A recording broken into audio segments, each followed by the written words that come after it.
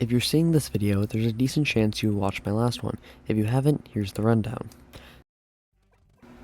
In this challenge, if I lose a level in the main campaign, all 10 of the cats on the roster die and cannot be used again for any purpose. Additionally, seed tracking is banned. We beat Empire Cats without losing once, which to be honest was completely expected. Empire Cats is relatively really easy. The early stage of Into the Future, especially Chapter 1, is quite easy, so there's not a lot to talk about. However, I would like to say that, sorry that this video took like 30 years to come out. I got so lazy while making this.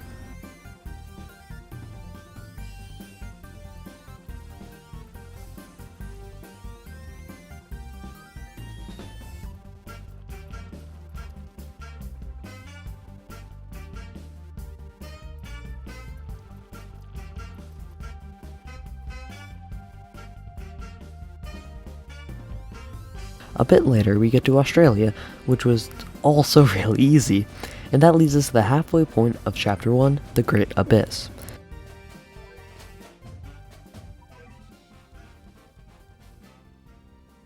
This level is filled to the brim with strong aliens, and the boss.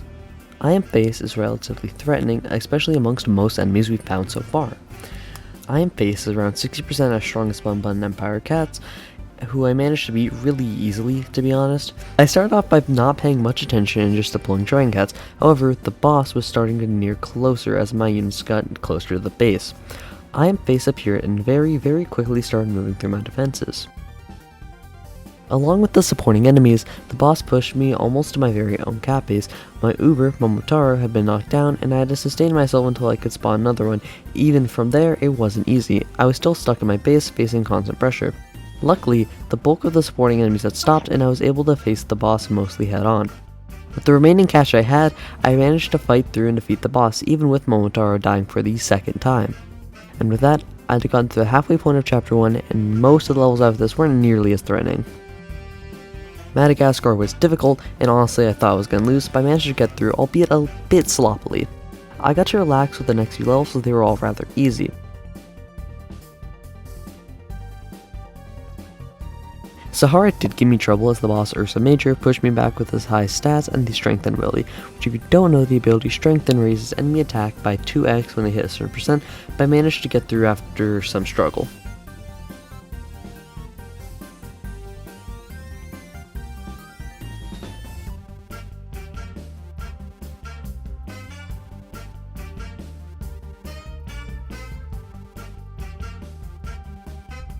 Ghana was filled with a ton of strong angel hippos. South Africa had another Ursa Major and a one horn. Argentina was filled with a bunch of whatever the hell this is. Easter Island was easy, and so was Machu Picchu. When playing Colombia, I was pretty clueless on what to do in this stage and didn't feel like checking, so I just used the same team composition that I'd used in the entire challenge thus far. I started off deploying Meat Shields and Dragon Cats and had taken notice of the very strong black and metal enemies that started appearing.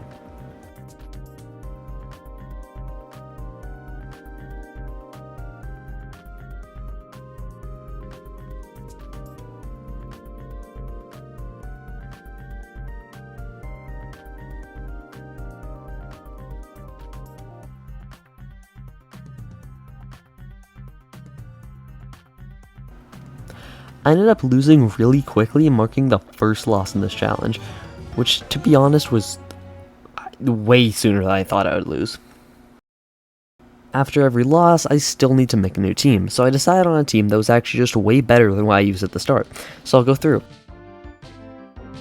Weightlifter for Black Enemies, Paris because Paris is strong and spammable, Artist, who is designed to be a perfect meat shield against angel enemies, Rover, a strong anti-alien with good DPS, Pogo, an okay meat shield with a chance to survive a lethal blow, Sifu, who counters zombies, which don't even appear in Into the Future, but I need to put something here, Swimmer for high damage against floating enemies, Castaway, a unit who can freeze aliens, Koinkai, who's your average 75% meat shield, and Sue, so I swapped out for Kanisha, a unit with high range DPS and Strengthen. It took a bit of grinding, but after about a day or two, I was finally ready to challenge Colombia once more.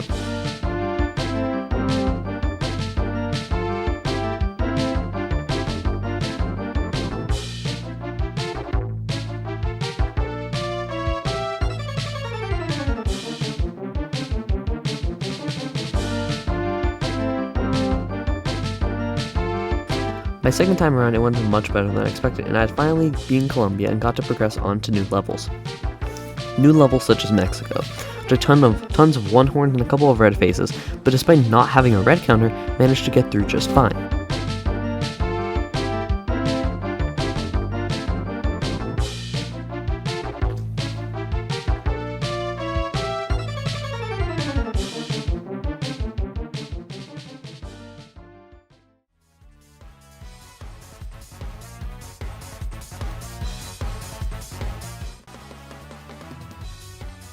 New York was the first instance of Shockwave unit, Elizabeth the 56th, but was still no problem.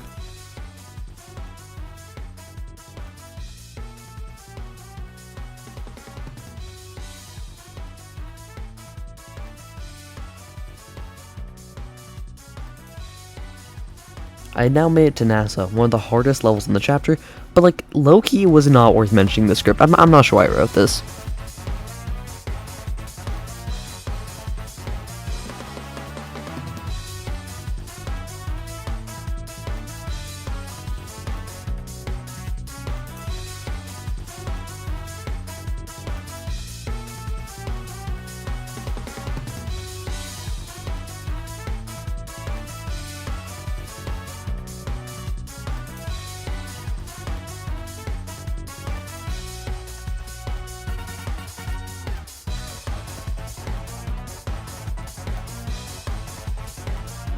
Bermuda had a ton of strong alien enemies, and even caused a bit of trouble, but clearly not enough.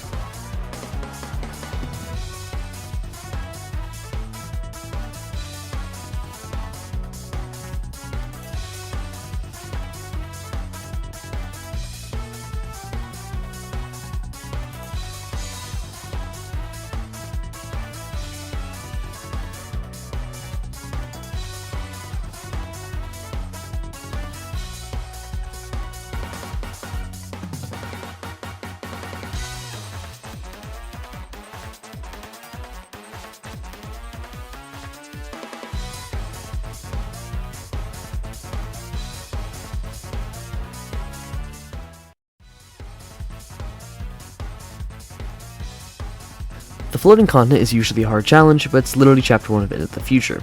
With Artist and Rover, it's kind of impossible for me to say anything interesting here.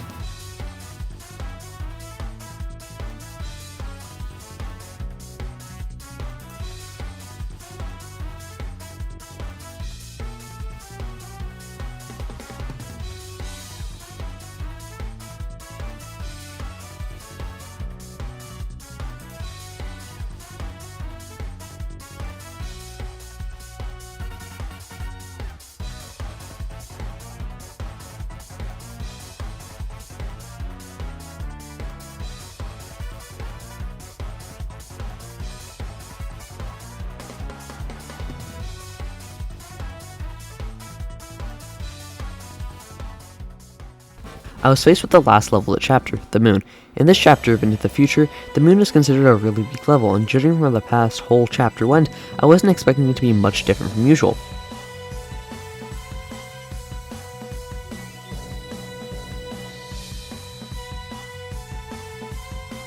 I pretty quickly got the first knockback,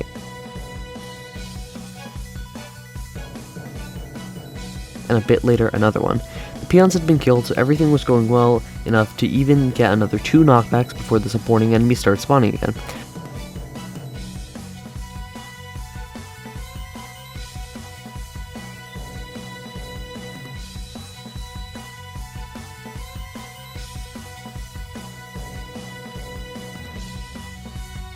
I pushed the boss and the supporting enemies back to the base, which was a bit of a mistake on my part. Multiple stronger enemies started appearing at once, and things weren't looking good.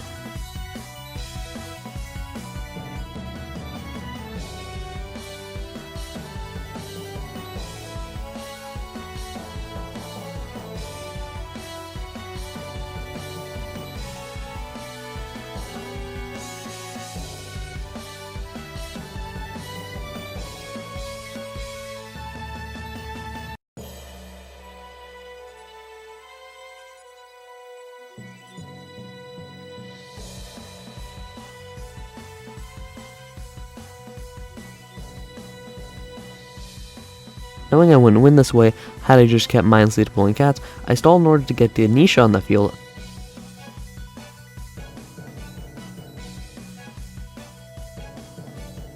Thanks to my meat shields, Ganesha stayed long enough to activate Strengthen and kill most of the strong supporting enemies. Ganesha was able to stay alive with the help of my other cats and finished Klee 1 off pretty shortly.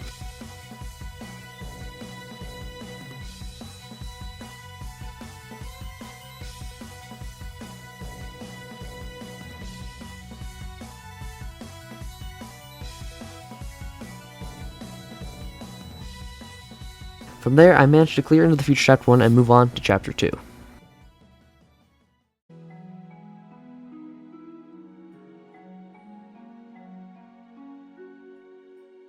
Between starting into the future Chapter 2 and completing Chapter 1, I had about 2 entire months of mostly doing nothing.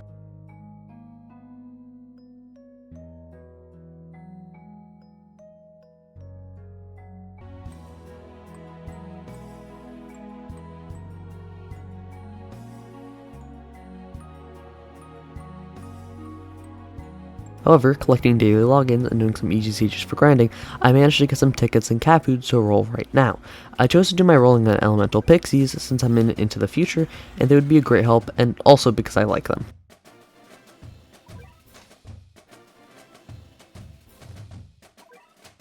And I got Volta, my favorite cat in the game, and one of the single best units I could have asked for, with its amazing base stats and anti-alien abilities.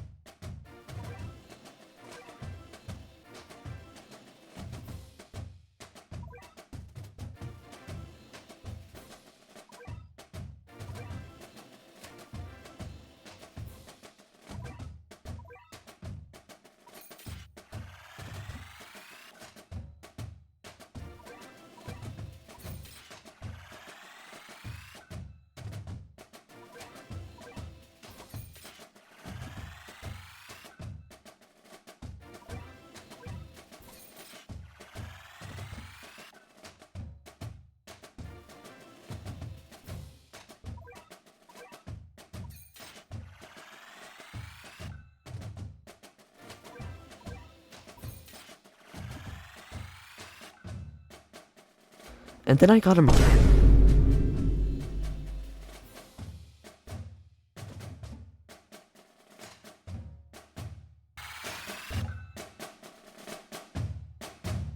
A few days later, I rolled a few tickets on Uberfest and I managed to get both Hades and Jurassic as relevant units.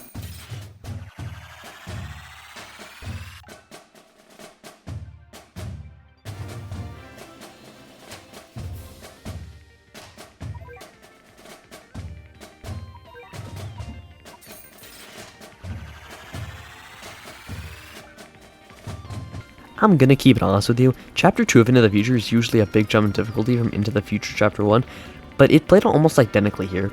Even difficult levels felt the same, if not significantly easier with the addition of Volta, who can now beat every alien in the game with ease.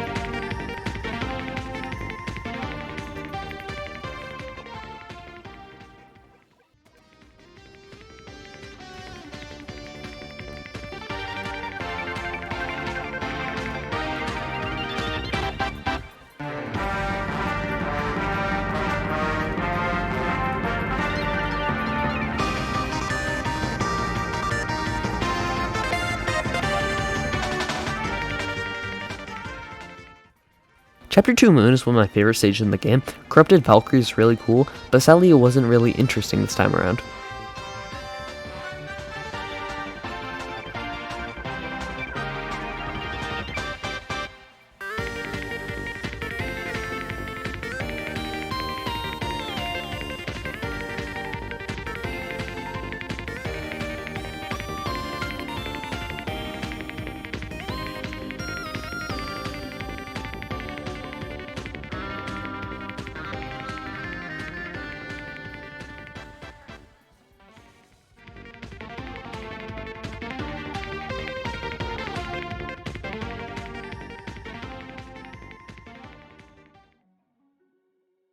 Unlike Chapter 1 and 2, Chapter 3 of Into the Future is actually really interesting. There's more than just deploying Volta and calling it a day.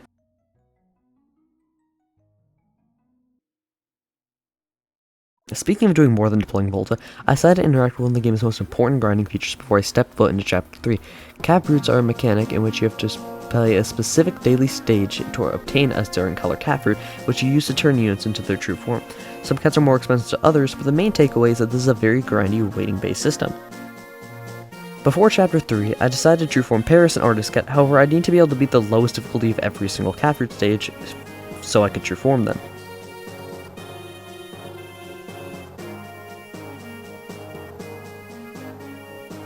Starting with Blue Illusions, the blue cat fruit stage that featured aliens, it wasn't close at all. Volta and Rover and Solar are just way too good with their anti-alien abilities.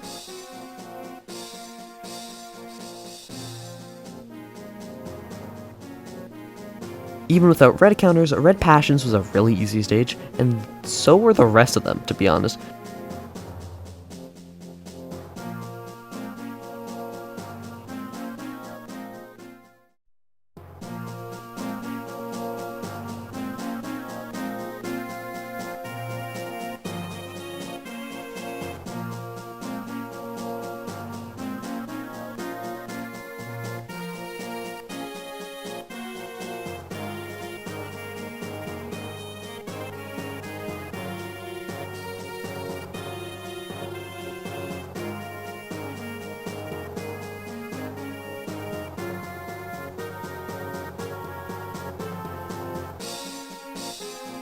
But using Artist for Angels, Weightlifter for Black, and Swimmer for Floating, I was able to get all the cat fruit to evolve Paris and Artist Cat really easily.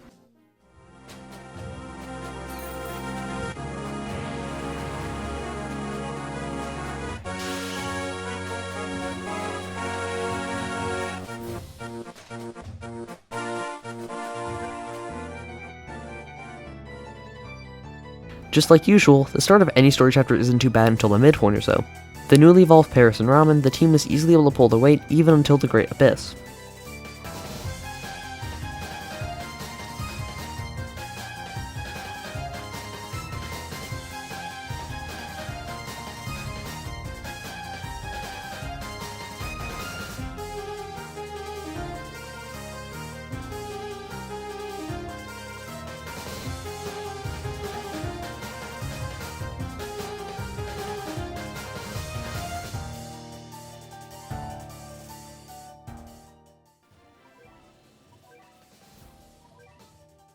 I was afraid of the difficulty that Chapter 3's Great Abyss would provide, so before this stage I decided to farm enough cat fruit, getting every one of my team, besides Volta, Ganesha, and Coin to true form. While I didn't record the footage of completing the stages, since I already had the footage before, true forming my superheroes did mean I had to grind out plenty of user rank, in order to be allowed to get them to level 30. However, but after a really large gotcha pull where I got literally nothing, I had more than enough XP to true form my cat.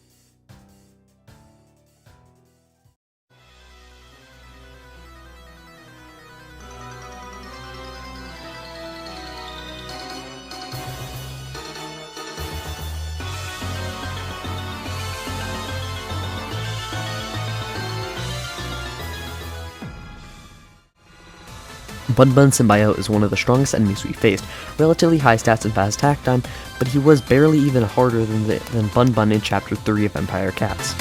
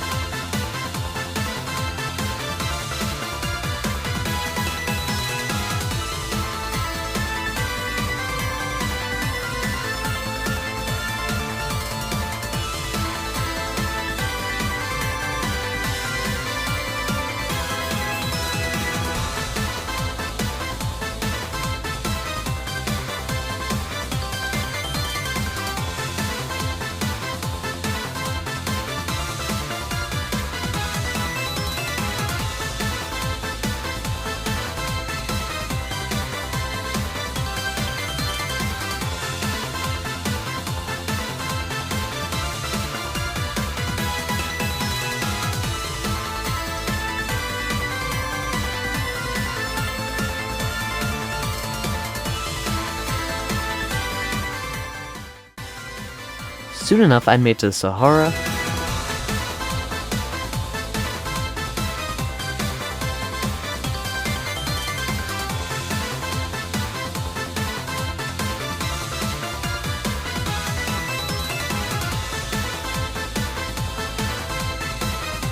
then Mexico,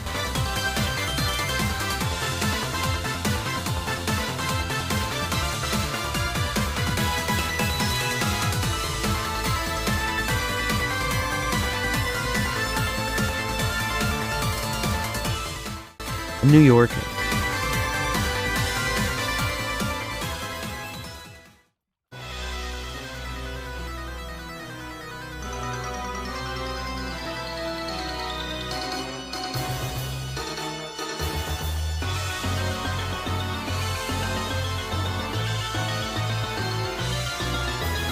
and NASA.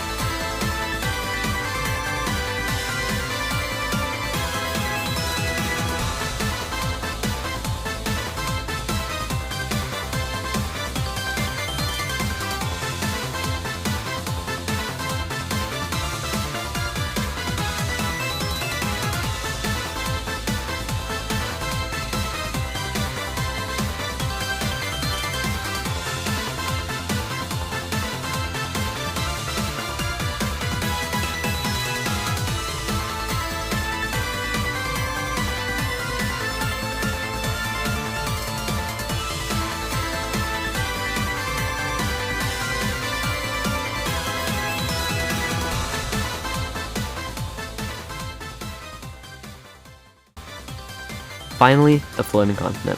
A level full of strong angels and an unconventionally difficult alien boar. Still didn't find too much of a challenge. At this point, I was starting to feel like I wouldn't even struggle and that the final stage, the moon, wouldn't even be hard.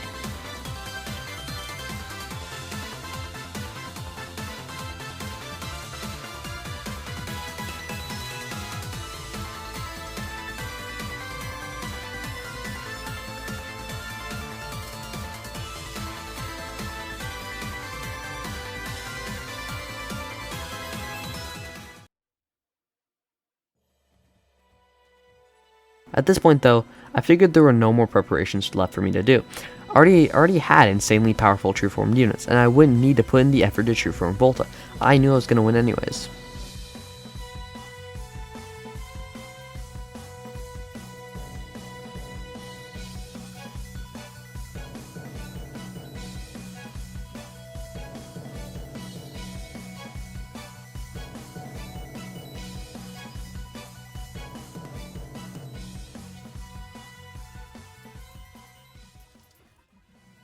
I happened to trigger the boss early, but things were still looking good.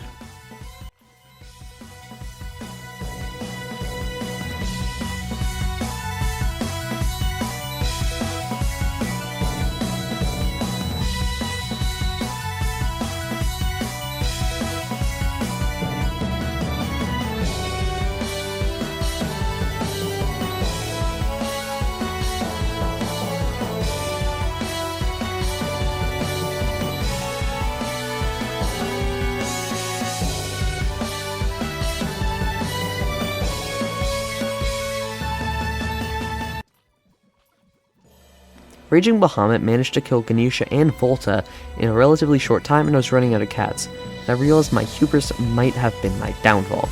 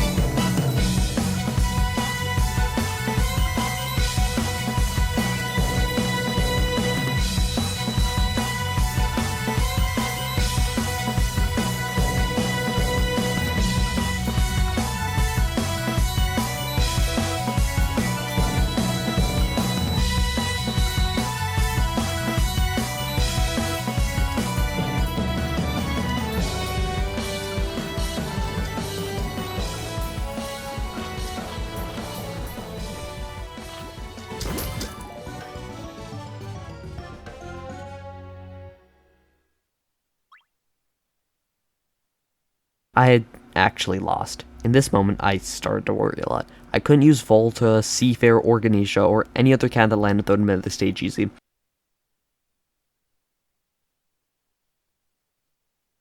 Because of the nature of this challenge, all I could do was scramble to throw a team together and figure out a plan.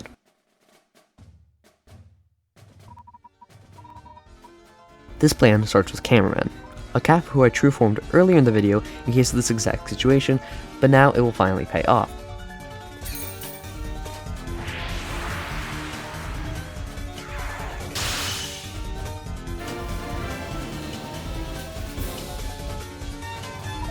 Cameraman is a unit with excellent cooldown cost relative to his DPS. By using Cameraman and a few other units I had lying around, I managed to clear the Keifu stage and promote Masai Cat into Jiangxi. True forming Cameraman in Jiangxi was a great first step, however this wasn't going to change anything, and I didn't have many things to roll tickets on, so naturally I decided to attempt the Craze Cat stages. The Craze Cat stages all have a significantly stronger version of your normal cat, but on reward you get that cat as your own. To be honest, this part of the run was confusing, hard to remember, and I don't even remember when I got Can-Can, True Form Hacker, or what order I cleared the stages in.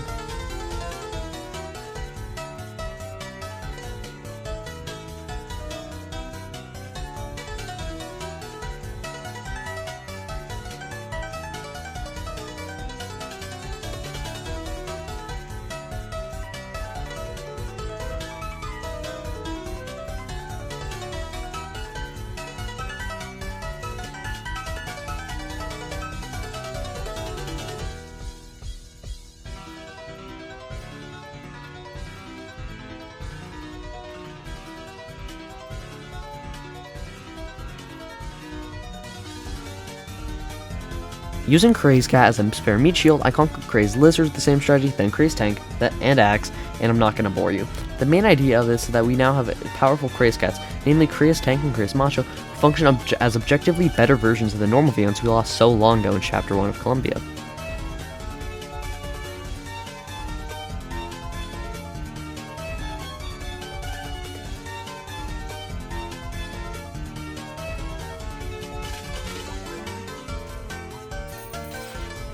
I did manage to roll about 36 times on some random Uberhas, getting 35 dupes that were not important at all, but it did give me Sadako Cat, a very good super rare that I had wanted to use to clear Chapter 3 Moon thanks to his insane stat line and abilities, almost functioning as a sushi cat that works on flying enemies once true formed.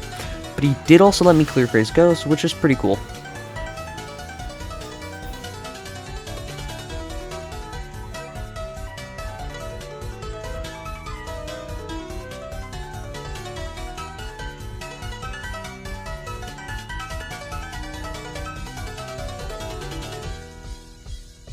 I spent the next month or so grinding cat food on zombie outbreaks and Stories of Legend in order to roll on an upcoming Elemental Pixies banner, but alas I didn't get anything. At this point, I already had a lineup formed and truly had no choice but to reattempt Chapter 3 Moon for what would realistically be my last chance.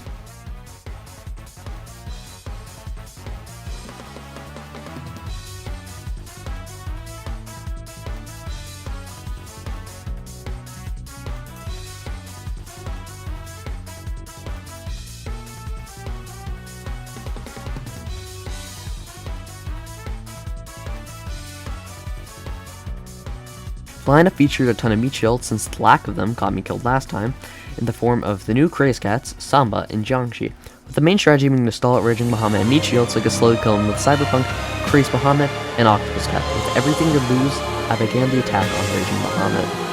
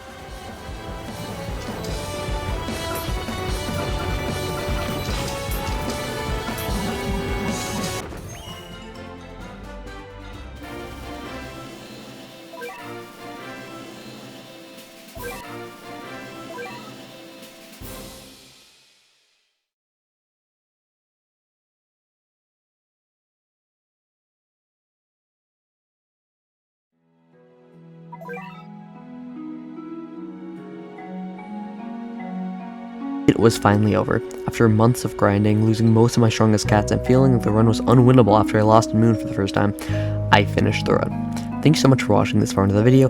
I genuinely cannot believe I got around to finishing this. I'm sorry for how long this took. I'm going to attempt Cats of Cosmos next, but I'll probably need to make a few decisions about the run, do a ton of grinding, and still probably lose. Again, thank you so much, and I'll see you next time with the finale of this run.